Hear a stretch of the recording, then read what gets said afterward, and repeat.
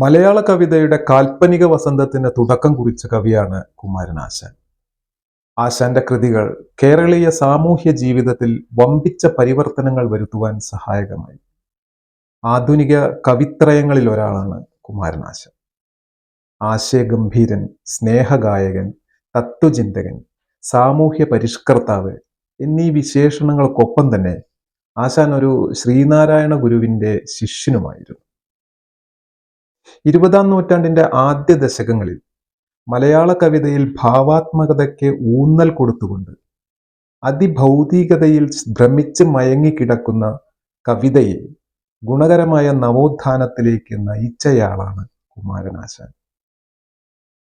അദ്ദേഹത്തിന്റെ മിക്ക കൃതികളും നീണ്ട കഥാകഥനത്തിനു പകരം വ്യക്തിജീവിതത്തിലെ നിർണായക മുഹൂർത്തങ്ങളെ അസാമാന്യ കാവ്യസാന്ദ്രതയോടും ഭാവതീവ്രതയോടും കൂടി അവതരിപ്പിക്കുന്ന രീതിയാണ് അവലംബിച്ചിട്ടുള്ളത്. ആശാൻ കവിതകളിൽ സ്ത്രീ പുരുഷ ബന്ധം എന്ന വളരെ പ്രധാനപ്പെട്ട വിഷയം അവതരിപ്പിക്കുന്നത് എഴുത്തുകാരിയും പ്രഭാഷകയുമായ ഡോക്ടർ പി ഗീതയാണ്. നമ്മളിപ്പോ ആശാന്റെ ചരമശതാബ്ദി ആഘോഷിക്കുമ്പോഴും ചെയ്യുന്നത്, കാരണം ആശാന്റെ ഒരു എന്താണ് അദ്ദേഹത്തിന് നമ്മൾ കൊടുക്കുന്നത്, അദ്ദേഹത്തെ എന്തിനാണ് നമ്മൾ ഓർക്കുന്നത്, അദ്ദേഹത്തിന്റെ കവിതകളിലെ ഏത് ഘടകമാണോ ആ ഘടകം എന്തിനാണ് നമ്മൾ ഇങ്ങനെ എടുത്ത് വീണ്ടും വീണ്ടും പറയുന്നത്. ഇപ്പൊ ജീവിച്ചിരിക്കുന്നുണ്ടല്ലോ നിരവധി കവികള്, അവരെ കുറിച്ചൊക്കെ നിങ്ങൾക്ക് പറഞ്ഞൂടെ, നിങ്ങൾക്ക് എഴുതിക്കൂടെ? തീർച്ചയായിട്ടും ആവാം, അതും ആവശ്യമാണ്. പക്ഷെ നമ്മൾ എപ്പോഴും നമ്മുടെ ഊർജം മുന്നിൽ നിന്നോ സമകാലത്ത് നിന്നോ അല്ല, പിന്നിൽ നിന്നു കൂടിയാണ് നമ്മുടെ നടക്കാനുള്ള ഊർജം, നമ്മുടെ മുന്നോട്ടുള്ള ചലനശേഷി പിന്നിൽ നിന്നുള്ള ഊർജം കൂടിയാണ്. പിന്നിൽ നിന്നൊരു തള്ളു കിട്ടുമ്പോഴാണ് നമ്മൾ മറിഞ്ഞു വീഴുക മാത്രമല്ല സംഭവിക്കുന്നത്, നമ്മൾ മുന്നോട്ടായുകയും ചെയ്യുന്നത് പിന്നിൽ നിന്നുള്ള ഒരു തള്ളലിലാണ്. അത്തരമൊരു സന്ദർഭമാണ് ആശാനെ കുറിച്ച് ഓർക്കുമ്പോൾ നമുക്ക് സംഭവിക്കുന്നത്. അപ്പൊ നമുക്ക് അവരെ വേണം, ആശാനെ നമുക്ക് വേണം, ജീവിക്കാൻ വേണം. മലയാള കവിതയ്ക്ക് ആശാനെ വേണം, മലയാള ഭാഷയ്ക്ക് ആശാനെ വേണം, മലയാളിക്ക് ആശാനെ വേണം, മലയാളിയുടെ സംസ്കാരത്തിന് ആശാനെ വേണം. എങ്ങനെയൊക്കെയാണ് ആശാനെ വേണ്ടത്? പല തലങ്ങളിൽ നമുക്ക് ആശാനെ വേണം. ഞാൻ എന്ന് പറയുന്നതോ നിങ്ങൾ എന്ന് പറയുന്നതോ ഞാനും നിങ്ങളും മാത്രമല്ല, ഒറ്റൊരു വ്യക്തിത്വം അല്ല നമുക്കൊന്നുള്ളത്. നമ്മൾക്ക് അങ്ങനെയൊക്കെ ആയിരുന്നു തെറ്റിദ്ധാരണ. ഒരാൾക്ക് ഒറ്റ വ്യക്തിത്വം ഉണ്ടാവുള്ളൂ, ആ ആള് ഈ പറയുന്ന ഒരു ടീച്ചറാണെങ്കിൽ അയാൾ ടീച്ചർ മാത്രമാണ്, അയാൾക്ക് ഒറ്റ റോളേ ഉള്ളൂ. അയാൾ ഭാര്യയാണെങ്കിൽ ഭാര്യ മാത്രമാണ്, ഭർത്താവാണെങ്കിൽ ഭർത്താവ് മാത്രമാണ്, പീഡിയക്കാരൻ മാത്രമാണെങ്കിൽ പീഡിയക്കാരൻ മാത്രമാണ്, കൃഷിക്കാരൻ മാത്രമാണെങ്കിൽ കൃഷിക്കാരൻ മാത്രമാണ്, മന്ത്രിയാണെങ്കിൽ മന്ത്രി മാത്രമാണ്. അല്ല, ഇവർക്കൊക്കെ പല പല തലങ്ങളുണ്ട്. ഓരോ വ്യക്തിക്കും, ഈ മണ്ണിൽ ജനിച്ചു വീഴുന്ന ഓരോ വ്യക്തിയും പല തലങ്ങളിൽ അവരുടെ വ്യക്തിത്വത്തിലേക്ക് കൊടുത്തു വെക്കുന്ന ആൾക്കാരാണ്. അതുകൊണ്ട് തന്നെ ആശാന്റെ ഒരു വായനയല്ല, ആശാന് ഏത് എഴുത്തുകാരെയും പോലെ തന്നെ പല വായനകൾ സാധ്യമാണ്. പല കാലങ്ങളിലുള്ള പല തലങ്ങളിലുള്ള പല വായനകൾ സാധ്യമാണ്. അതിൽ ഒന്ന് മാത്രമാണ് ഇത് ഏതിന്റെങ്കിലും തുടക്കമെന്നോ ഏതിന്റെങ്കിലും അവസാനമെന്നോ ഒന്നും പറയാൻ ഞാൻ ആളല്ല, മറിച്ച് ഒരൊറ്റ സംഗതി മാത്രമാണ്. കാരണം എങ്ങനെയാണ് മനുഷ്യർ ഇവിടെ നിലനിൽക്കുന്നത് എന്ന് ചോദിച്ചു കഴിഞ്ഞാൽ മനുഷ്യർ തമ്മിലുള്ള പരസ്പര ബന്ധത്തിന്റെ അടിസ്ഥാനത്തിലാണ്. ആരാണ് മനുഷ്യര്? ആണും പെണ്ണും, ആണും പെണ്ണുമായതും ആണും പെണ്ണും അല്ലാത്തതുമായിട്ടുള്ള ആൾക്കാരാണ് ഈ മനുഷ്യര്. എല്ലാ ജീവികളെയും പോലെ തന്നെ, അല്ലെ? ഒരു സ്പീഷീസ് ആണ്. ഈ സ്പീഷീസ് ആണും പെണ്ണും കൂടി കലർന്നിട്ടാണ് ജീവിക്കുന്നത്. നമ്മൾ ഇന്ന് കാണുന്നത് പോലെ ഇത്ര സോഫിസ്റ്റിക്കേറ്റഡ് ആയിട്ടുള്ള, ഇത്ര ഏകനിഷ്ഠമായിട്ടുള്ള ഒരു ബന്ധത്തിലേക്ക് കേരളീയ സമൂഹം വളരെ സ്വാഭാവികമായിട്ട് പരിണമിച്ചു വന്നു എന്ന് വിചാരിക്കുന്ന മൗഢ്യം ഇവിടെ ഇരിക്കുന്ന ആർക്കും ഉണ്ടാവും എന്ന് ഞാൻ വിചാരിക്കുന്നില്ല. പല ഘട്ടങ്ങളിലൂടെയാണ് ഇത് സംസ്കരിക്കപ്പെട്ടത്. നമ്മൾ ആശാന്റെ മുമ്പിലേക്ക് നോക്കുമ്പോൾ നമുക്ക് തോട്ടക്കാട്ടിക്കാവമ്മയുണ്ട്. തോട്ടക്കാട്ടിക്കാവമ്മയെ കുറിച്ച് എന്തിനു പറയണം എന്ന് ചോദിച്ചു കഴിഞ്ഞാൽ, തോട്ടക്കാട്ടിക്കാവമ്മയുടെ സുഭദ്രാർജുനം എന്നുള്ള പുരാണ നാടകത്തിൽ സുഭദ്രയുടെ കല്യാണത്തെ കുറിച്ച് കൃഷ്ണനും ബലരാമനും കൂടി ആലോചിക്കുന്ന ഒരു സന്ദർഭമുണ്ട്. അതിലെ ബലരാമൻ പറയുന്നുണ്ട്, സുഭദ്രയുടെ ഇഷ്ടത്തിന് അങ്ങനെ മുഴുവനൊന്നും വിട്ടുകൊടുത്താൽ ശരിയാവില്ല, നമ്മൾ ചില കാര്യങ്ങൾ നിശ്ചയിക്കണം, സുഭദ്രയെ ആർക്ക് കൊടുക്കണം എന്നുള്ളതിനെ സംബന്ധിച്ച് നമുക്ക് കൃത്യമായിട്ടുള്ള ധാരണ ഉണ്ടാവണം എന്ന് പറയുമ്പോൾ കൃഷ്ണൻ പറയുന്നില്ല, അങ്ങനെയല്ല, കന്യകമാരുടെ വിവാഹം അവരുടെ സമ്മതത്തോട് കൂടിയിട്ട് അവർക്ക് ഇഷ്ടമുള്ള ആൾക്കാരോടൊപ്പമാണ് വേണ്ടത്. അപ്പൊ ബലരാമൻ ചോദിക്കുന്നില്ല, ഇത്രയും കാലം ഭാര്യ ഭർത്താവും ഒക്കെ ഉണ്ടായിട്ടുണ്ടല്ലോ, പാചകങ്ങളൊന്നും ഇങ്ങനെയല്ല, നിങ്ങൾ വായിച്ചു നോക്കണം, ഇത്രയും കാലം ഉണ്ടായിട്ടുണ്ടല്ലോ, പിന്നെ എന്താപ്പോ ഇതിന് മാത്രം ഒരു പ്രത്യേകത? അപ്പൊ അവരൊന്നും ജീവിച്ചിട്ടില്ലേ, സന്തോഷിച്ചിട്ടില്ലേ എന്ന് ചോദിക്കുമ്പോ അതൊരു അനുഷ്ഠാന ജീവിതമാണ്. ചിലര് വിജയിച്ചു പോയിട്ടുണ്ടാവാം, പക്ഷെ ഓരോരുത്തർക്കും, ഓരോ പുരുഷനും ഓരോ സ്ത്രീക്കും പരസ്പരം ആഗ്രഹിക്കുന്നവരാണെങ്കിൽ അവർ കുറെ കൂടി നല്ല ജീവിതം ജീവിക്കും എന്നാണ് തോട്ടക്കാട്ടിക്കാവമ്മയുടെ കൃഷ്ണൻ തന്റെ ജ്യേഷ്ഠനെ തിരുത്തുന്നത് സഹോദരിയുടെ വിവാഹത്തിന്റെ കാര്യത്തിൽ. ആലോചിച്ച് നോക്കൂ, ഇങ്ങോട്ട് വരുമ്പോ പിന്നീട് നമ്മൾ കാണുന്നത് അതിനിപ്പുറത്ത് ഇന്ദുലേഖ നമ്മൾ കാണുന്നുണ്ട്. ഇന്ദുലേഖ ഇപ്പൊ ശപ്പ എന്ന് വിളിച്ചു എന്നുള്ളതാണോ ഏറ്റവും വലിയ വിപ്ലവം? അല്ല, ഇന്ദുലേഖയ്ക്ക് മനസ്സിനിണങ്ങിയ ഒരു പുരുഷനോടൊപ്പം ജീവിക്കാൻ ഇന്ദുലേഖ തയ്യാറായി എന്നുള്ളതാണ്. അത് ആരോ ആവട്ടെ, മുറച്ചക്കനോ ആരോ ആവട്ടെ, തന്റെ ചെറുപ്പം മുതൽക്ക് തന്നോടൊപ്പം ജീവിക്കേണ്ട ആളാണ് എന്ന് അവൾക്ക് തോന്നിയിട്ടുള്ള ഒരാളോടൊപ്പം അവൾ ജീവിച്ചു.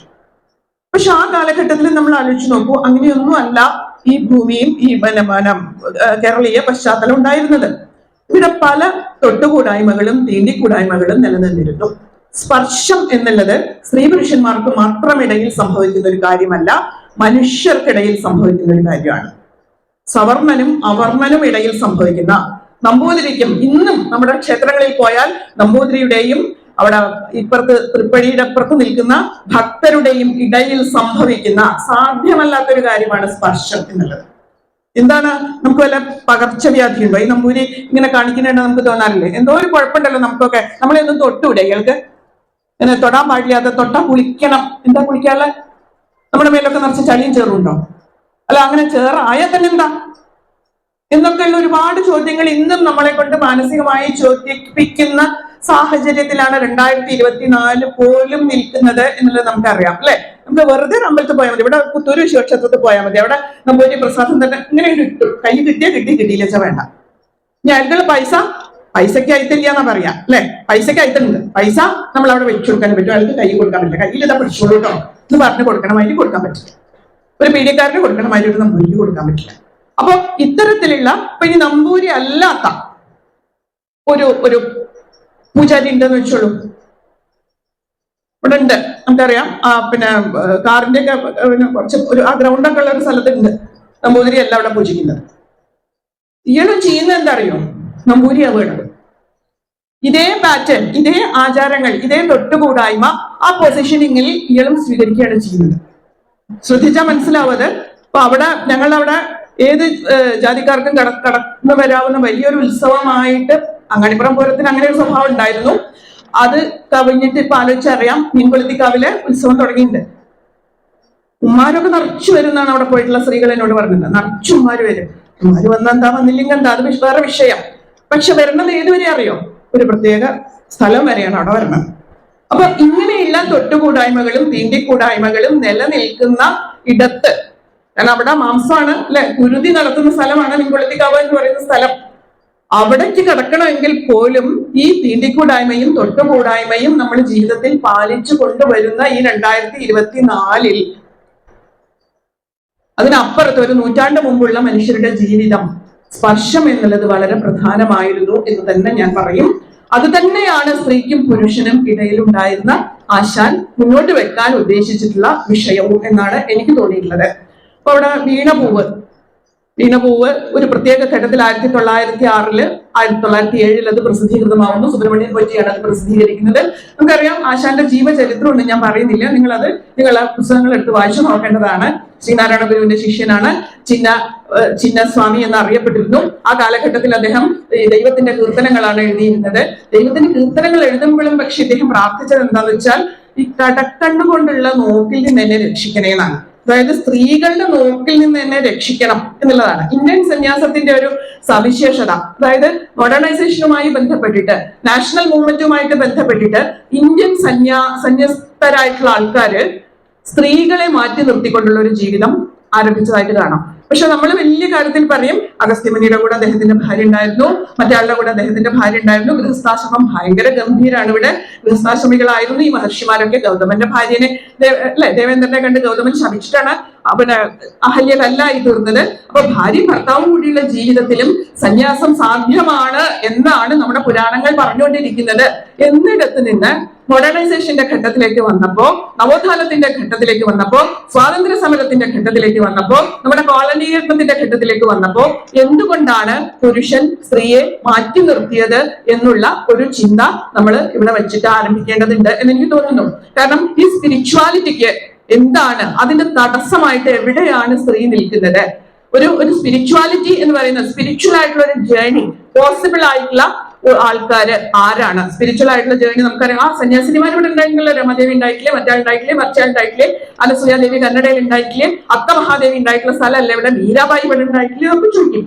പക്ഷെ അങ്ങനെയാണെങ്കിൽ പോലും സ്വാതന്ത്ര്യവുമായി ബന്ധപ്പെട്ടിട്ടുള്ള ഈ രാജ്യത്തിലേക്കുള്ള സമർപ്പണവുമായി ബന്ധപ്പെട്ട് വന്നിട്ടുള്ള ഒരു മൂവ്മെന്റിലൊക്കെ തന്നെ വിവേകാനന്ദനാവട്ടെ, ശ്രീരാമകൃഷ്ണ പരമഹംസര് കല്യാണം കഴിച്ചിട്ട് എന്ത് സംഭവിച്ചു എന്നുള്ളിടത്താവട്ടെ, നാരായണ ഗുരു ആകട്ടെ, ഇവിടെയൊക്കെ തന്നെ വരുന്ന ഒരു ഘട്ടം നമ്മൾ നോക്കിക്കഴിഞ്ഞാൽ ഈ സന്യാസ ജീവിതത്തിന്റെ ഭാഗമായിട്ട് സ്ത്രീകൾ അകന്നു നിൽക്കുന്ന, സ്ത്രീകളെ മാറ്റി നിർത്തി പുരുഷന്മാർ മാത്രം സഞ്ചരിക്കുന്ന ഒരു സ്പിരിച്വൽ വേ കേരളത്തിലും സംഭവിച്ചിട്ടുണ്ട് എന്ന് നമുക്ക് കാണാൻ പറ്റും.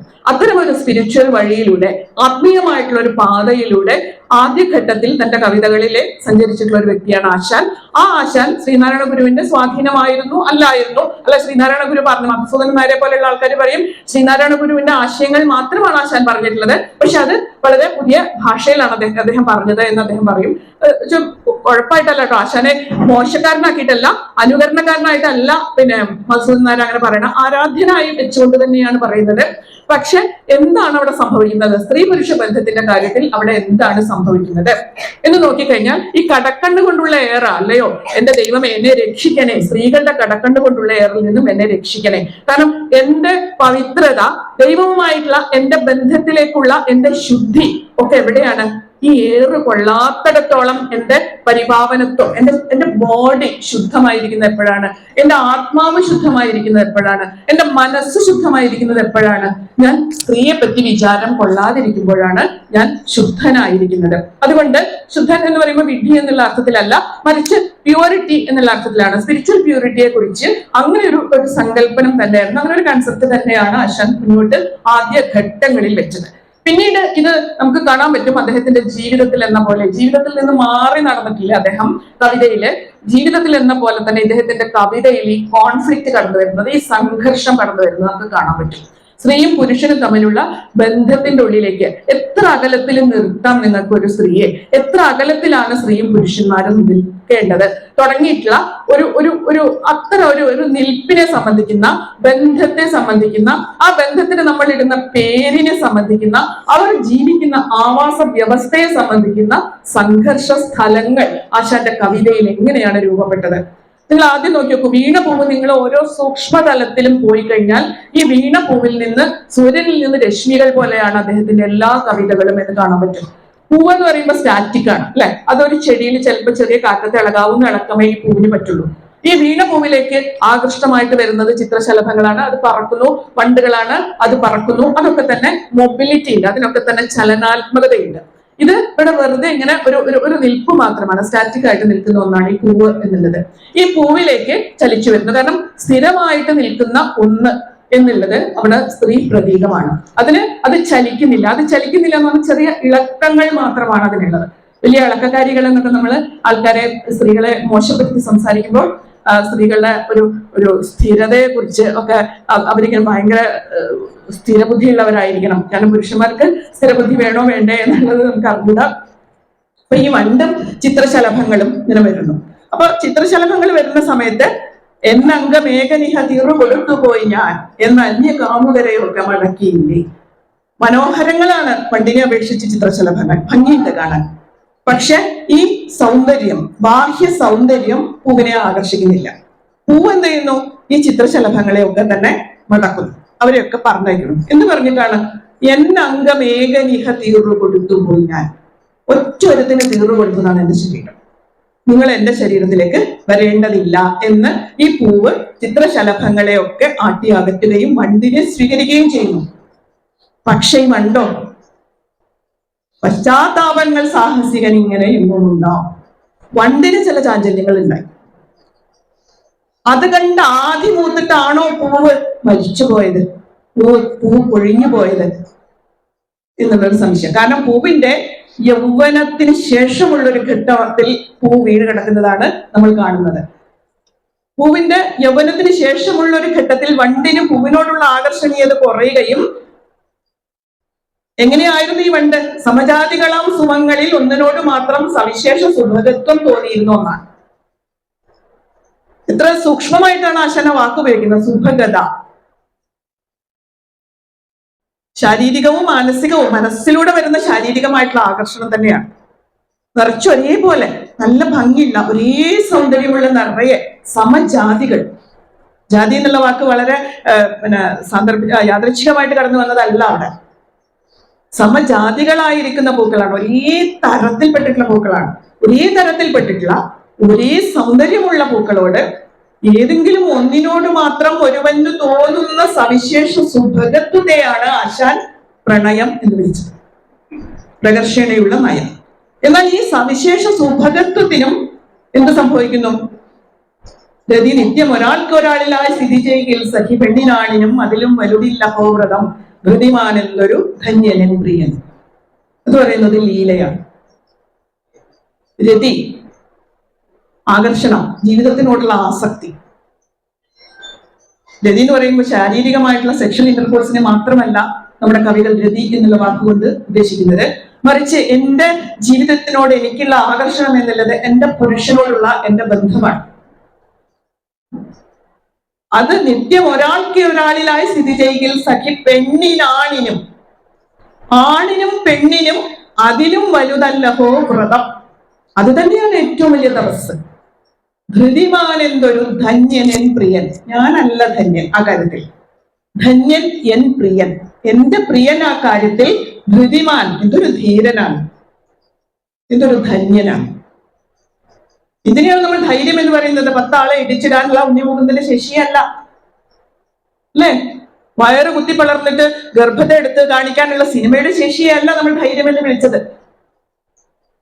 മനസ്സിനെ ഒരിടത്ത് തന്നെ നിർത്താനുള്ള ശക്തിയെയാണ് നമ്മൾ ധൈര്യം എന്ന് വിളിച്ചത്. അതെന്തായിരുന്നു ആശാനെ സംബന്ധിച്ചിടത്തോളം? രതി നിത്യം ഒരാൾക്ക് ഒരാളിലായി സ്ഥിതി ചെയ്യൽ, ഒരാൾക്ക് ഒരാളോട് മാത്രം തോന്നുന്ന രതിയാണ് ധൈര്യം. ഇതൊരു പുണ്യാത്മാവാണ് എന്റെ പ്രിയൻ, ഞാൻ പുണ്യവതിയല്ല. കാരണം എന്താണ്? കാരണം തരുണികൾ തന്നെ അസ്വതന്ത്രത, രക്ഷരോട് രക്ഷകർക്കുള്ള പ്രഭുഭാവം, എന്റെ രക്ഷകർത്താക്കൾ, അഭിജന സങ്കട ദേശചര്യങ്ങൾ, ഇതെല്ലാം കൂടി എന്നെ എന്താക്കി മാറ്റി? മറ്റൊരാളുടെ ഭാര്യയാക്കി മാറ്റി. മദനന്റെ ഭാര്യയല്ല, മറ്റൊരാളുടെ ഭാര്യയാക്കി മാറ്റി. അപ്പൊ ഞാൻ വേറൊരാളുടെ ഭാര്യയാണ് ആയിരുന്നു. പക്ഷെ അപ്പോഴും എന്റെ മനസ്സ് എങ്ങനെയായിരുന്നു? ഇവിടെയാണ് സതി എന്നുള്ള വാക്ക് ലീലയ്ക്ക് വേണ്ടിയിട്ട് ആശാൻ ഉപയോഗിക്കുന്നുണ്ട്. അപ്പൊ സതിയാണോ ഇവൾ? ഒരു ഭാര്യയായിരിക്കെ വേറെ തന്റെ വിട്ടുപോന്നിട്ടുള്ള കാമുകനെ കുറിച്ച് ഓർത്തിരിക്കുന്ന ഒരുവൾ സതിയാകാൻ സാധ്യതയില്ല നമ്മുടെ ലോകയുക്തിയിൽ. പക്ഷെ ആശാൻ ഉപയോഗിക്കുന്നത് സതി എന്നാണ്. കാരണം നിങ്ങളുടെ ശരീരമല്ല നിങ്ങളുടെ മാനദണ്ഡം, നിങ്ങളുടെ മനസ്സ്, നിങ്ങളുടെ ആത്മാവ്, അതിനെയാണ് ആശാൻ സ്പിരിച്വാലിറ്റി എന്ന് വിളിച്ചത്. സ്പിരിച്വാലിറ്റി എന്ന് പറയുന്നത് ടോട്ടലി മെറ്റീരിയലിസ്റ്റിക് ആയിട്ടുള്ള ഒരു സങ്കല്പന കൂടിയാണ്, ചിന്തിക്കുന്ന എല്ലാവരെ സംബന്ധിച്ചിടത്തോളം. നിങ്ങൾക്ക് കാവ്യവസ്ത്രം എടുത്ത് കുറെ ഭസ്മം തൊട്ട് എവിടെയെങ്കിലും ഏതെങ്കിലും ഒരു ക്ഷേത്രത്തിൽ പോയി മറ്റെല്ലാറ്റിനോടുമുള്ള ബന്ധത്തെ വിച്ഛേദിച്ച് നിങ്ങൾ നിങ്ങളുടെ ജാതിയിലുള്ളവർക്ക് വേണ്ടി മറുജാതിയിലുള്ളവരെ കൊല്ലുന്ന ഒരു പ്രവൃത്തിക്കല്ല സ്പിരിച്വാലിറ്റി എന്ന് പറഞ്ഞു.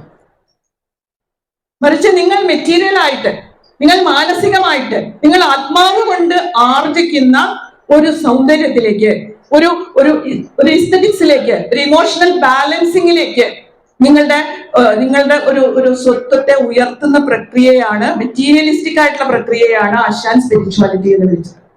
ആ സ്പിരിച്വാലിറ്റിയുമായി ബന്ധപ്പെട്ടിട്ടുള്ള ആശാന്റെ 2ാം ഘട്ട ചിന്തകളിലാണ് സ്ത്രീ പുരുഷ ബന്ധത്തിന്റെ ഈ സംഘർഷം നമ്മൾ വളരെ കഠിനമായിട്ട് കാണുന്നത്. വീണഭൂമിൽ നിന്ന് നളിനിയിലേക്ക് വരുമ്പോ നളിനിയെയും ലീലയെയും ആശാൻ പറയുന്നത് സാത്വിക ഭാവത്തിലുള്ള കഥാപാത്രങ്ങളാണ് നളിനിയിലെങ്കിൽ രാജസഭാവത്തിലുള്ള കഥാപാത്രങ്ങളാണ് ലീലയിൽ ഞാൻ വരച്ചു ചേർത്തിട്ടുള്ളത്. എവിടെയോ തന്റെ കളിക്കൂട്ടുകാരനായിട്ടുള്ള ദിവാകരൻ എവിടെയോ പോയി.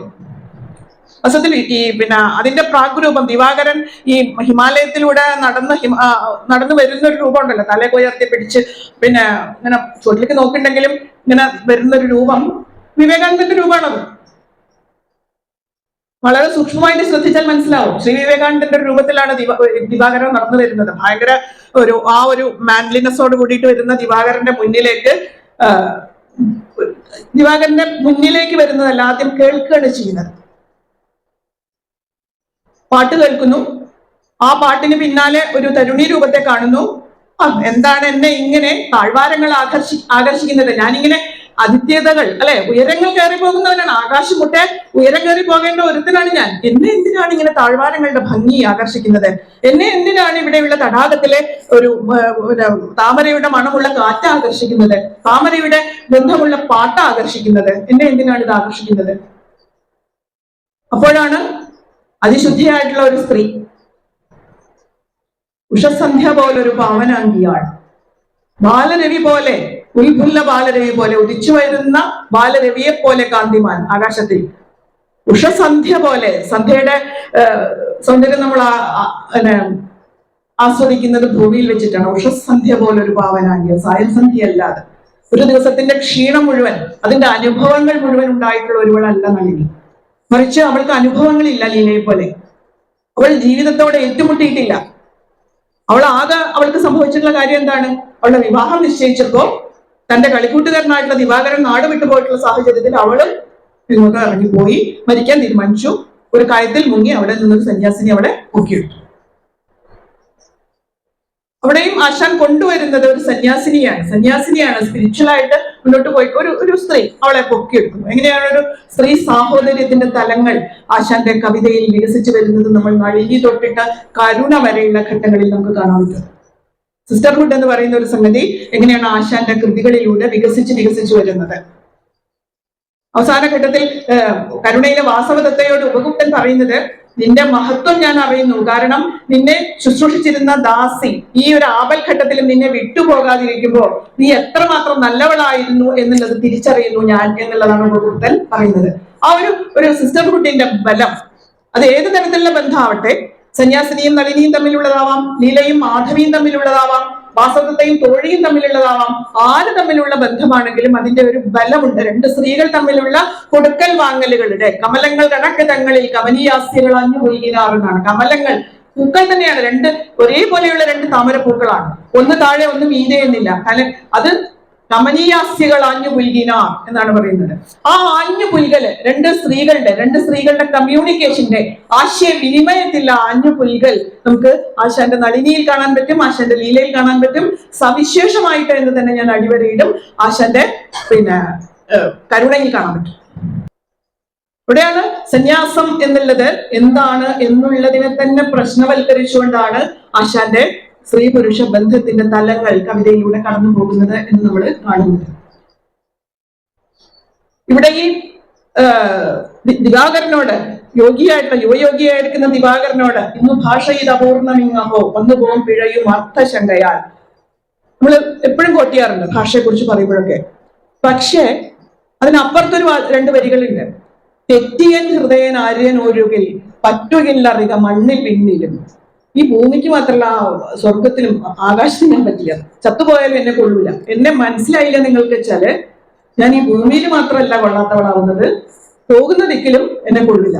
കാരണം ഈ ആശയവിനിമയം സാധിച്ചില്ലെങ്കിൽ, ഞാനും നീയും തമ്മിലുള്ള ഈ ബന്ധം, എന്റെ ഉള്ളിലുള്ള സംഗതിയെ നിനക്ക് തിരിച്ചറിയാൻ പറ്റിയില്ലെങ്കിൽ പിന്നെ എന്നെ എന്തിനു കൊള്ളാം എന്നാണ് ചോദിക്കുന്നത്. നിന്നെ എന്തിനു കൊള്ളാം എന്നല്ല ചോദിച്ചത്, എന്നെ എന്തിനു കൊള്ളാം. എനിക്കത് പറഞ്ഞ് മനസ്സിലാക്കാൻ സാധ്യമായില്ല എങ്കിൽ, ഞാൻ തെറ്റാണ് എന്ന് നീ വിധിച്ചു കഴിഞ്ഞാൽ എന്നെ എന്തിനു കൊള്ളാം. അത് തന്നെയാണ് ധൃതിമാൻ എന്തൊരു ധന്യനും പ്രിയൻ എന്ന് പറയുന്നത്. നിങ്ങളെയാണ് എനിക്ക് മനസ്സിലാവുന്നത്, അപ്പോഴാണ് ഞാൻ കൊള്ളാവുന്നവളാകുന്നത്, അപ്പോഴാണ് ഞാൻ കൊള്ളാവുന്നവനാകുന്നത്. ഞാൻ എന്നെ ഇങ്ങനെ മനസ്സിലാക്കി ഇങ്ങനെ ഇരിക്കുമ്പോഴല്ല ഞാൻ കൊള്ളാവുന്നവനാകുന്നത്. എന്റെ കൂടെയുള്ള ആളെ, എന്നെ സ്നേഹിക്കുന്ന ആളെ, എന്നോട് ചേർന്ന് നിൽക്കുന്ന ആളെ ഞാൻ ആ ആളുമായിട്ടുള്ള കമ്മ്യൂണിക്കേഷനാണ്, ആ ആളുമായിട്ടുള്ള സ്പർശമാണ് എന്നെ കൊള്ളാവുന്ന ആളാക്കി മാറ്റുന്നത്. അത് ആ ആളെയല്ല കൊള്ളാവുന്ന ആളാക്കി മാറ്റുന്നത്, എന്നെയാണ് കൊള്ളാവുന്ന ആളാക്കി മാറ്റുന്നത്. ഞാനാണ് അത് ഉൾക്കൊള്ളേണ്ടതെന്നാണ്. പറ്റുകില്ലറിക മണ്ണിൽ വീട്ടിലും. കാരണം എന്നെ പിന്നെ എവിടെയും പറ്റൂല. ഇത് തന്നെയാണ് ലീലയുടെ ഒരു അതിമനോഹരമായിട്ടുള്ള പ്രണയ ഗാനം തന്നെയുണ്ട് ലീലയിൽ. അത് മുഴുവനൊന്നും ഞാൻ ഇവിടെ കൊട്ടിയുന്നില്ല. കാരണം എന്താണെന്ന് വെച്ചാല് ഇപ്പൊ കുട്ടികൾ കവിത ചൊല്ലിയപ്പോൾ നിങ്ങൾക്ക് മനസ്സിലായിട്ടുണ്ടാവും ആ കവിത തന്നെയാണത് മനസ്സിലാക്കേണ്ടതും ആസ്വദിക്കേണ്ടതുമായിട്ടുള്ള സംഗതി. അതിന് നടത്തുന്ന ഏത് വ്യാഖ്യാനവും, ആശാന്റെ കവിതയ്ക്ക് നടത്തുന്ന ഏത് വ്യാഖ്യാനവും അതിനെ നമ്മൾ അത്ര എത്തൂല, സാധ്യമല്ല അത്. കാരണം അത് അത്രയും ഹൈറ്റിൽ നിൽക്കുന്ന സംഗതിയാണ്. പ്രണയ വിവശയായിട്ടുള്ള ഞാൻ വലഞ്ഞു എന്നാണ് പറഞ്ഞത്. വയ്യ അങ്ങനെ അങ്ങയുടെ ശരീരം കാണാൻ, അങ്ങയെ കാണാൻ ഞാനിവിടെ എത്തിയിരിക്കുകയാണ്. മാധവിയും ലീലയും തമ്മിലുള്ള ബയോളജിക്കൽ സ്പേസ് എങ്ങനെയാണ് ഡെവലപ്പ് ചെയ്തിട്ടുള്ളത്? രണ്ട് സ്ത്രീകൾ തമ്മില്, വ്യക്തിയുക്തിയും ലോകയുക്തിയും തമ്മില്, ആത്മാവും ശരീരവും തമ്മില്, സമൂഹവും വ്യക്തിയും തമ്മില് ഒക്കെയുള്ള ഡയലോഗാണ് നമ്മൾ നടക്കുന്നത്. മുറമുദ്ധമതേ മറന്നു നീ പുറമേ സ്വൈരിണി പോൽ ചരിക്കയോ, പറകെങ്ങനെ സമ്മതിപ്പു ഞാൻ, വെറും ഉന്മാദികൾ തന്റെ ഈ തൊഴിൽ. പ്രാന്ത് പിടിച്ചവരുടെ ഈ പണി ഞാൻ എങ്ങനെ സമ്മതിക്കുക? എവിടെ കടക്കട വരുത്താൻ? കാട്ടു പോയിട്ട് അയാളെ തിരയണൊപ്പം പോയിട്ട് ഭർത്താവ് മരിച്ചു വന്നിരിക്കുകയാണ്, അച്ഛനമ്മയും മരിച്ചിരുന്ന വീട്ടില്. ഇപ്പൊ പോണ അയാളെ കാണാന്ന് പറഞ്ഞു കഴിഞ്ഞാൽ വെറും ഉന്മാദികൾ തന്റെ ഈ തൊഴിൽ, പറകെങ്ങനെ സമ്മതിപ്പു ഞാൻ. മുറമുഗ്ധമതേനാണ്. മുറ, സമൂഹത്തിന്റെ മുറയും നെറിയും കളഞ്ഞു നടക്കുന്ന എന്റെ ഈ തോന്നലുണ്ടല്ലോ, അത് സമ്മതിച്ചു തരാൻ ഞാൻ ഒരുക്കല്ല എന്നാണ് പറയുന്നത്. കാരണം ഇത് ആരാ പറയുന്നത്? സഹോദരിയല്ല, സഖിയാണ്. അത് പറയാൻ ആർക്കെ പറ്റും? അതുകേ നീതി ഇതോർക്ക സൗഹൃദം. സൗഹൃദത്തിലാണ് ഏറ്റവും വലിയ മനുഷ്യർ തമ്മിലുള്ള കമ്മ്യൂണിക്കേഷന്റെ സ്പേസ് ഉള്ളത്, സ്വാതന്ത്ര്യവും. നീതിയുടെ കാര്യങ്ങളും മറ്റു കാര്യങ്ങളും ഒക്കെ പറയുമ്പോൾ ചെറിയ ചെറിയ കുറെ ലിമിറ്റേഷൻസ് ഉണ്ടാവും. നിങ്ങളുടെ ബന്ധങ്ങളുടെ കാര്യം പറയുമ്പോൾ കുറച്ച് ലിമിറ്റേഷൻസ്, പരിമിതികൾ ഉണ്ട് അതില്. പക്ഷെ ഇതോർക്ക സൗഹൃദം എനിക്ക് പറയാതിരിക്കാൻ നിവർത്തിയില്ല. എപ്പോഴും നമുക്ക് തുറന്ന് സംസാരിക്കാൻ പറ്റുന്ന ആരോടാണ്? നമ്മുടെ സുഹൃത്തിനോടാണ്. എനിക്കിപ്പോ അത് സുഹൃത്ത് എന്നൊക്കെ പറയാൻ തന്നെ പേടിയാട്ടോ. കാരണം എന്താ വെച്ചാല് ഈ സുഹൃത്ത് എന്ന് പറയുമ്പോ ഇങ്ങനെ പറയും, പെൺ സുഹൃത്താണോ ആൺ സുഹൃത്താണോ എന്നൊക്കെ ചോദിക്കും. അങ്ങനെ ഉണ്ടോ സുഹൃത്തിന്റെ ഒരു വ്യത്യാസം? അപ്പൊ ആൺ സുഹൃത്തോ പെൺകുട്ടിയുടെ ആൺ സുഹൃത്താരോ? കാമുകന്റെ നേരെ ചോട്ടിലുള്ള ലെയറിലാ പറഞ്ഞിരിക്കണം. എനിക്ക് മനസ്സിലായിട്ടേ ഇല്ല എന്താ സംഭവം എന്നുള്ളത്. കുറച്ചും കൂടി ഹയർ ലെവലിലുള്ള ആൺ സുഹൃത്താണ് കാമുകൻ പെൺകുട്ടിക്ക്. അതൊക്കെയാണ് ഇപ്പൊ വരുന്ന ഡെഫിനിഷൻസ്. എനിക്ക് അറിഞ്ഞൂടാ, ഞാൻ അതിൽ നിന്നൊക്കെ പഴകി പോയിട്ടുള്ള ഒരു വ്യക്തിയാണ്. സുഹൃത്ത് എന്ന് പറയുന്ന ഒരു അവസ്ഥയ്ക്ക് ആൺ പെൺ വ്യത്യാസമില്ല എന്ന് കരുതുന്ന ഒരാളാണ് ഞാൻ. സൗഹൃദം എന്ന് പറയുന്ന ഒന്നിന് വാസ്തവത്തിൽ അത് ജീവിതത്തിന്റെ ഏതറ്റം വരെയും രണ്ട് സുഹൃത്തുക്കൾക്ക് ഒരുമിച്ച് ജീവിക്കാം എന്ന് വിശ്വസിക്കുകയും അങ്ങനെ ജീവിക്കുകയും ചെയ്യുന്ന ഒരാളാണ് ഞാൻ. അതുകൊണ്ട് തന്നെ സൗഹൃദം എന്നുള്ള ഒരു സംഗതിക്ക് ആൺ സുഹൃത്ത് പെൺ സുഹൃത്ത് എന്ന് വ്യവച്ഛേദിക്കുന്നതിനോട് എനിക്ക് എന്റേതായിട്ടുള്ള ഒരു കാലത്തിന്റെ പ്രശ്നമായിരിക്കാം, അതെന്റെ ഒരു പരിമിതി ആയിരിക്കാം. മുറിയുന്ന കുട്ടികൾ എന്നോട് മാപ്പാക്കുക എന്ന് മാത്രമേ എനിക്ക് പറയാനുള്ളൂ. കാരണം സൗഹൃദം എന്ന് പറയുന്ന ഒരു സംഗതി, ആശാന്റെ കൽപ്പനയിൽ വരുന്ന സൗഹൃദം, ഞാൻ നിന്റെ പെൺ സുഹൃത്താണ് എന്നല്ല പറയുന്നത്, ഞാൻ ഇതോർക്ക സൗഹൃദം, സഖി എന്നുള്ള വിളി, ഇതെല്ലാം തന്നെ സംബോധനയാവട്ടെ, അതിലെ വിശദീകരണമാവട്ടെ, ഒക്കെ തന്നെ എങ്ങനെയാണ് ഈ സിസ്റ്റർഹുഡിലേക്ക്, എങ്ങനെയാണ് സ്ത്രീ സാഹോദര്യത്തിന്റെ ഒരു വലിയ ഡയമെൻഷനിലേക്ക് ആശാന്റെ നായികയും ആശാന്റെ നായികയോടൊപ്പമുള്ളവളും ചേർന്ന് പോകുന്നത് എന്നുള്ളത് നമുക്ക് കാണാൻ പറ്റുമെന്നുള്ളതാണ്. ഇത് കരുണയിലേക്ക് വരുമ്പോ ഉടനീളം കാണാൻ പറ്റും. ഏറ്റവും ആദ്യം ഇങ്ങനെ തന്നെ പകുതി കാണിച്ചുകൊണ്ട് ഒരു പൂങ്കുല ക്ഷണിക്കൊണ്ടിരിക്കുന്ന ആ സ്ത്രീയിൽ നിന്ന് അഴിച്ചിട്ട കുങ്കുമപ്പൊതി പോലെ ശ്മശാനത്തിൽ കിടക്കുന്ന അവസ്ഥയിലേക്ക് വരുമ്പോ, സമയമായില്ല എന്ന് പറയുന്ന സമയത്ത് അയ്യോ ഇത്തരം ആൾക്കാരൊക്കെ ഈ ശ്രമണഹതകന്റെ ശിഷ്യരായി പോയല്ലോ എന്ന് ഞാൻ ഖേദിക്കുന്നു എന്ന് പറയുന്നുണ്ട് വസന്തദത്ത. ആ ചുഴറ്റിക്കൊണ്ടിരിക്കുന്ന പൂ ചെതറിപ്പോയ പോലെയാണ് വസന്തദത്ത വസ്ത്രത്തിൽ ശ്മശാനത്തിൽ കിടക്കുന്നത്. ആ ശ്മശാനത്തിലേക്കുള്ള കിടപ്പില്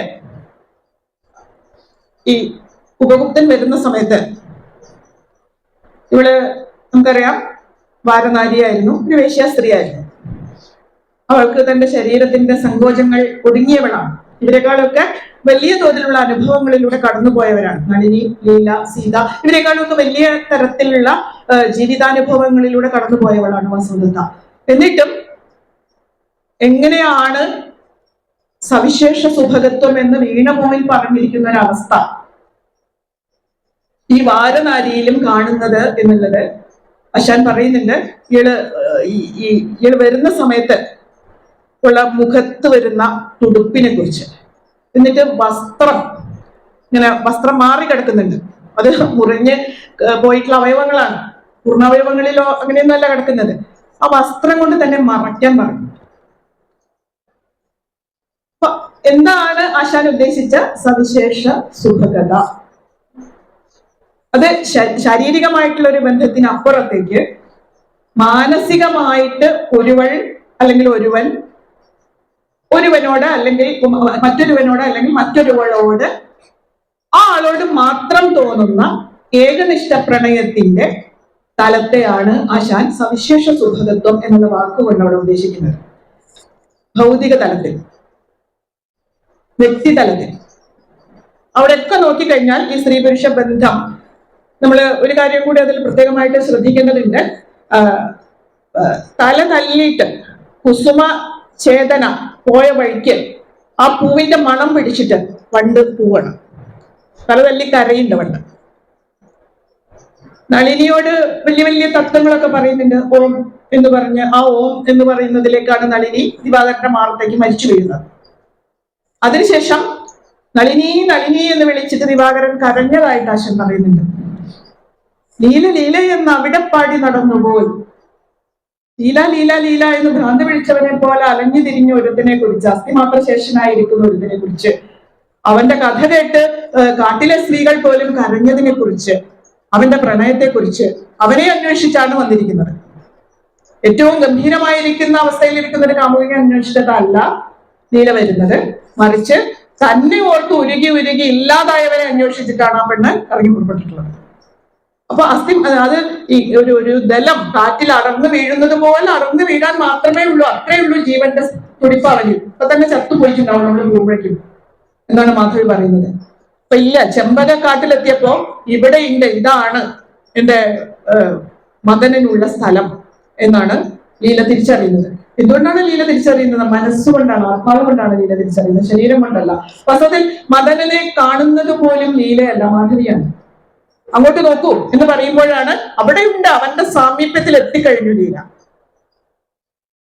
ലീല ചെന്നു പോകുമ്പോഴേക്കും ഇവന്റെ ആലിംഗനം പകുതിക്ക് വെച്ച് മുറിഞ്ഞു പോവുകയും രേവനദിയിലേക്ക് രണ്ടുപേരും എടുത്ത് ചാടുകയും ചെയ്യുന്ന ഒരു സംഗതിയാണ്. പിന്നെ വിരതഗതിയായുള്ള സംസാര ചക്രം, ഇത് തുടർന്നു പോകുന്ന ഒന്നാണ് ഈ പ്രണയം എന്ന് പറയുന്നത്, ഈ ബന്ധം എന്ന് പറയുന്നത്, ഈ സ്പർശം എന്ന് പറയുന്നത് മനുഷ്യ രാശിയുടെ പുരോഗതിക്ക് വേണ്ടി തുടർന്നു പോകേണ്ടുന്ന ഒന്നാണ്. ഇതിന് നമ്മൾ ജീവൻ കൊടുത്തിട്ടാണ് നമ്മൾ മറ്റൊരാളെ തൊടാനുള്ള ഒരു അവകാശം നേടിയെടുക്കുന്നത്. അങ്ങനെയാണ് മനുഷ്യർ പരസ്പരം സ്പർശിച്ചു തുടങ്ങിയത് എന്നുള്ളതാണ് വാസ്തവത്തിൽ ലീലയും മദനനും നനഞ്ഞ വസ്ത്രത്തോടു കൂടി വന്ന് മാധവിയോട് പറയുന്നത്. പിന്നെ അവിടുന്ന് അങ്ങോട്ട് നമ്മൾ ചണ്ടാല ഭിക്ഷുകിയിൽ നോക്കിക്കഴിഞ്ഞാൽ ശ്വാവിനെ പോലെ ഗംഭീരമായിട്ടുള്ള ഒരു പദമുണ്ട്. ഈ നായ, ഞാൻ ഒരുപാട് നായ്ക്കളെ വളർത്തുന്ന ഒരാളാണ്. നായക്ക് ഈ ഗന്ധത്തിനുള്ള ശേഷി ഭയങ്കരമാണ്. നമ്മുടെ വസ്ത്രമാവട്ടെ, നമ്മൾ ഇട്ടുള്ള സാധനങ്ങളാവട്ടെ ഭയങ്കരമായിട്ട് മണം പിടിച്ചു പോയി. അപ്പോ അങ്ങനെ ആനന്ദന്റെ കാലടിപ്പാടുകൾ ശ്വാവിനെ പോലെ മണത്ത് പോയിരുന്നാണ്. എന്നിട്ടാണ് ആശ്രമത്തിലെത്തിയത്. ആളെ കണ്ടിട്ടില്ല, ആളെ എവിടുന്ന് വന്നു എങ്ങോട്ട് പോയി ഒന്നും നിശ്ചയില്ല. ആള് മണലിൽ കൂടെ നടന്നു പോയിട്ടുള്ള വഴി മാത്രമാണ് ഉള്ളത്. നമുക്ക് എന്ന് നിന്റെ മൊയ്തീനിലെ ഈ മണ്ണെടുത്തിട്ട് ഇവിടെ ചവിട്ടിയിട്ടുള്ള മണ്ണെടുത്ത് കാണുമ്പോൾ നമ്മളൊക്കെ കരഞ്ഞു പോകുന്ന ഒരു രംഗമുണ്ടല്ലോ. അതിനേക്കാളൊക്കെ ഒരു ആശാൻ കരഞ്ഞിട്ടുണ്ടാവാൻ എഴുതുമ്പോഴാണ് എനിക്ക് തോന്നുന്നത്.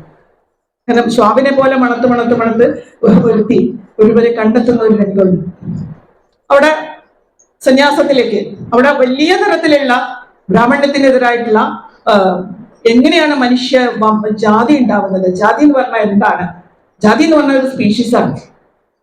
മനുഷ്യനും മൃഗവും കൂടിയിട്ടുണ്ടായാൽ അതിൽ കുട്ടികൾ ഉണ്ടാവില്ല. ഏത് മനുഷ്യനും തമ്മിൽ ഉണ്ടായാലും അതിൽ കുട്ടികൾ ഉണ്ടാവും. അപ്പോ മനുഷ്യൻ എന്ന് പറഞ്ഞാല് മറ്റ് ജാതി കൾട്ടുകളല്ല, ഒറ്റ സ്പീഷീസ് ആണ്. എല്ലാ മനുഷ്യർക്കും എല്ലാ മനുഷ്യരെയും തൊടാം, എല്ലാ മനുഷ്യരുമായിട്ട് ലൈംഗിക ബന്ധത്തിൽ ഏർപ്പെടാം എന്നല്ല ആശാൻ പറഞ്ഞത്. സ്പർശം എന്ന് പറയുന്ന ഒന്ന്, എന്തിനാണ് ആശാൻ ഗ്രാമവർഷത്തിലെ കുയിൽ എഴുതുന്നത്? എങ്ങനെയാണ് ആശാൻ ഗ്രാമവർഷത്തിലെ കുയിലായി മാറിയത്? മുഴുവൻ കരിഞ്ഞു കിടക്കുന്ന ഒരു മരത്തിന്റെ മുകളിൽ കയറി ഇരുന്ന് കറുത്തൊരു കുയിലായിട്ട് ഇരുന്നിട്ട് ആശാൻ പാടാൻ കാരണം എന്താണ്? തന്റെ ജാതിക്കാർക്ക് വേണ്ടിയാണ്, ഇവിടെ ഉള്ള അധസ്ഥിതർക്ക് വേണ്ടിയാണ് ആശാൻ പാടിയത്. സാമൂഹ്യമായിട്ട് ആ സ്പർശത്തിന്റെ അർത്ഥം അത്രമാത്രം വലിയ ഡയമെൻഷൻ ഉള്ളതാണ്. അപ്പൊ ഒരു സ്പീഷീസ്, ഒരു പെണ്ണിന് കൊടുക്കുന്ന ഉപദേശമാണ്. തൊടുക എന്നുള്ളത് വളരെ പ്രധാനപ്പെട്ടിട്ടുള്ള ഒരു കാര്യമാണ്. എല്ലാ ആശാന്റെ നായികന്മാരെയും സ്പർശത്തിന് വേണ്ടി കുറിച്ച് ചത്തുപോകുന്നവരായിട്ടാണ് നമ്മൾ കാണുന്നത്. ലീലയാവട്ടെ, നളിനിയാവട്ടെ, ആരാവട്ടെ, വാസവദത്തെ ആവട്ടെ. പക്ഷെ ഇതിനെ തുടർന്ന് അവളെ സ്പർശിക്കാൻ കഴിയാതെ കരഞ്ഞു പോകുന്ന ഒരു പുരുഷയെ നമുക്ക് കാണാൻ പറ്റുന്നുണ്ട്.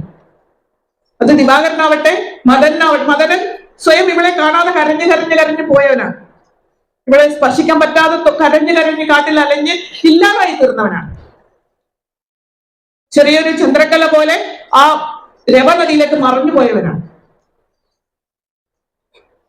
ഇനി ഇത്ര വലിയ അവനായിരിക്കുന്ന ഉപഗുപ്തൻ ദുരവസ്ഥയിലേക്ക് നമ്മൾ വരുന്ന സമയത്ത് വേറൊന്നാണ്.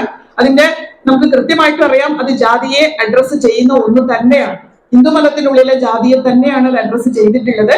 ആ ഹിന്ദുമതത്തിലെ ബ്രാഹ്മണർക്കും ഒരു പുലയനും കൂടിയുള്ള വൈവാഹിക ബന്ധം, സ്ത്രീ പുരുഷ ബന്ധം സാധ്യമാണോ എന്ന് തന്നെയാണ് അത് നമ്മുടെ മുന്നിൽ വെക്കുന്നത്. അതെങ്ങനെയൊക്കെ സാധിക്കാം? അവിടെയൊക്കെ ഒരുപാട് അതിന് പ്രശ്നവൽക്കരിക്കപ്പെട്ടിട്ടുണ്ട് പിൽക്കാലത്ത് എന്ന് നമുക്കറിയാം. കാരണം എങ്ങനെയാണ് ചാത്തന്റെ ദൈവങ്ങൾ പ്രാകൃതവും സാവിത്രിയുടെ ദൈവങ്ങൾ സംസ്കൃതവുമായി പോയത്? എന്റെ കുട്ടിച്ചാത്തനും എന്റെ മീൻകുളത്തിയൊക്കെ ഏറ്റവും മോശക്കാരാവുകയും നിങ്ങളുടെ കൃഷ്ണനും വിഷ്ണുവും ഒക്കെ വലിയ ആൾക്കാരായി മാറുകയും ചെയ്യുന്ന ഒരു ബ്രാഹ്മണവൽക്കരണം നമ്മുടെ ദൈവസങ്കല്പത്തിൽ എങ്ങനെയാണ് സംഭവിച്ചത് എന്നുള്ളതിന്റെ കൂടി ഒരു ഉദാഹരണം നമുക്ക് ദുരാവസ്ഥയിൽ കാണാം. ആ രീതിയിൽ അത് പ്രശ്നവൽക്കരിക്കപ്പെട്ടിട്ടുണ്ട്. ഒരു പക്ഷേ ഞാൻ പ്രതിഷ്ഠിച്ചത് ഈഴവ ശിവനെയാണ് എന്ന് പറയുമ്പോൾ സംഭവിച്ചിരിക്കുന്ന അബോധമായിട്ടുള്ള ഒരു ബ്രാഹ്മണവൽക്കരണത്തിന്റെ വലിയ കാലഘട്ടത്തിലൂടെ ഉണ്ടായിട്ടുള്ള ഒരു പ്രത്യാഘാതമായിരിക്കാം, അബോധമായി ഉണ്ടായിട്ടുള്ള ഒരു പ്രത്യാഘാതം കൂടിയായിരിക്കാം അത്. ഈഴവ ശിവൻ, എന്തിന് ഈഴവർക്ക് ശിവൻ എന്നുള്ളൊരു ചോദ്യം വരാണ്. ശിവൻ നന്നോ കൃഷ്ണൻ നന്നോ, ആരാണ് കൂടുതൽ വരേണ്ടത് എന്നുള്ളൊരു ചോദ്യമല്ല ഞാൻ ഉന്നയിക്കുന്നത്. മറിച്ച് ബ്രാഹ്മണർക്കുള്ള ശിവനെ തന്നെ ഇവിടെ പ്രതിഷ്ഠിക്കണമെങ്കിൽ അതിന്റെ മുന്നിൽ ഞാൻ ഈഴവ എന്നുള്ള വിശേഷണം ചേർക്കണോ വേണ്ടയോ എന്നുള്ളിടത്താണ്. വളരെ കാലങ്ങൾക്ക് ശേഷം നമ്മൾ തകഴിയുടെ തൊട്ടിയുടെ മകൻ എഴുതുമ്പോൾ അതിന്റെ പേരിടലിൽ പോലും ഈ വരേണ്യവൽക്കരണം എങ്ങനെ കടന്നു വന്നു?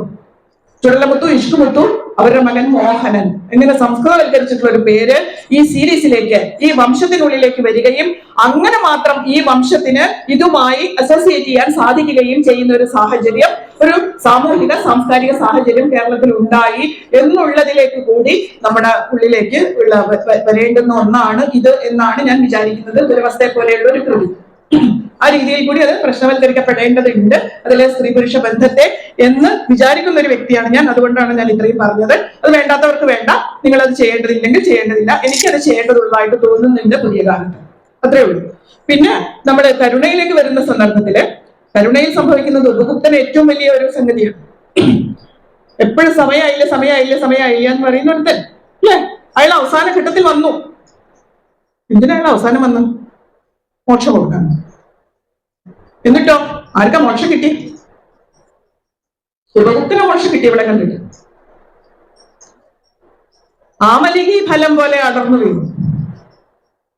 ചെറിയ ചെറിയ മുത്തുമണികൾ പോലെയുള്ള കണ്ണീരല്ല ഉപഗുപ്തന്റെ കണ്ണിൽ നിന്ന് അടർന്നു വീണത്, നെല്ലിക്ക പോലെയാണ്. അത്രയാണ് കാരണം. വാസവദത്തൻ മരിച്ചപ്പോ ഉശിരില്ലാത്ത പുരുഷനല്ല കരയുന്ന പുരുഷൻ, സ്വയം ശുദ്ധീകരിക്കാൻ തയ്യാറായിട്ടുള്ള പുരുഷനാണ് കരയുന്ന പുരുഷൻ. കരയുന്ന പുരുഷൻ വളരെ മോശമാണ് എന്ന് ചിരിക്കുന്ന സ്ത്രീ മോശമാണ് എന്നൊന്നും സങ്കല്പിക്കേണ്ട കാര്യമില്ല. കരച്ചിൽ വന്നാൽ കരയണം, ചിരി വന്നാൽ ചിരിക്കണം. അത് ആണും പെണ്ണും അല്ലാത്തവരും ആണും പെണ്ണും ആയവരും ഒക്കെ ചെയ്യണം. അത് ആരോഗ്യത്തിന്റെ ലക്ഷണമാണ്.